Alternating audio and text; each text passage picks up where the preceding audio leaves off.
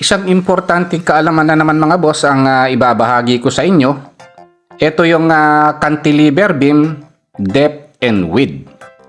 Napaka-importante po ng topic na ito. Isa po ito sa madalas gawin sa paggawa ng bahay at gusali. Kaya lang mga boss, gusto ko lang ipaalam sa inyo na meron na tayong mahigit 400 videos. Sana po panoorin nyo yung mga video niyan para madagdagan ang inyong kaalaman. At libre po kayong ibahagi sa mga kaibigan nyo, kamag-anak, itong mga video ito. Kaya lang mga boss, bago tayo mag-umpisa, huwag nyo po sanang kalimutang pindutin muna yung like. Isama nyo na rin po yung subscribe tsaka notification bell. Okay, umpisahan na po natin yung topic natin. Ang una nating pag-uusapan mga boss, cantilever beam, depth and width. Ano po ba itong cantilever beam?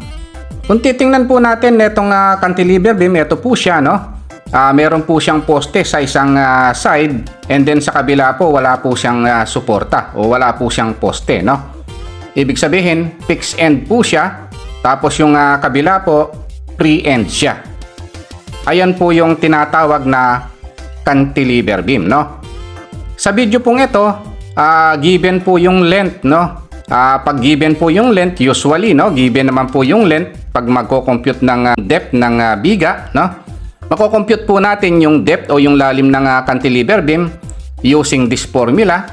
Depth is equal to length divided by 8, no? Para ma-compute naman yung width mga boss, meron ding formula. Pag na-compute na yung depth, magagamit na po yung depth para ma-compute yung width, no? Depth divided by 1.5 naman po yung formula. Okay, punta na po tayo sa computation.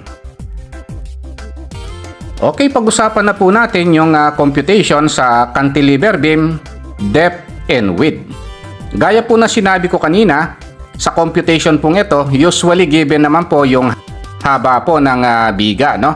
Ang given po natin is 3,000 mm sa haba ng cantilever beam, no? Mako-compute na po natin ngayon yung depth, no? Yung formula po ng depth, gaya na sinabi natin kanina, no? Length divided by 8, no? Yung length po natin is 3,000 mm or 3 meter, i-divide ng 8. Ang answer po natin is 375 mm, no?